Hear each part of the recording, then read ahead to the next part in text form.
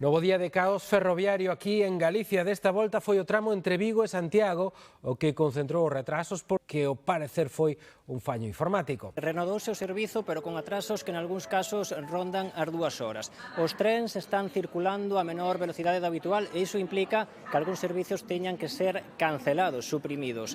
Tamén hai trens que cambiaron o seu percorrido, tiveron que vir en bus. Era contra as 5:30 da tarde, cando se producía a incidencia, o posto de mando quedaba en branco. Isto significa que non podían ver as vías nin xestionar o tráfico, tiñan que facer manualmente coas conseguintes demoras. Afectou o tramo que ven de Vilagarcía a Santiago, polo tanto, todos os trens que pasaban por aí, sexa da modalidade que sexan, tiveron que ser paralizados. É o caso dos que viñan de Vigo a Santiago ou dos que iban de Santiago a Vigo. E incluso algún tren que foi capaz de chegar a Santiago e que debía seguir ata a Coruña, tivo que ser paralizado tamén aquí en Santiago porque nos contaba a DIF que, de seguir, acabarían por colapsar a circulación.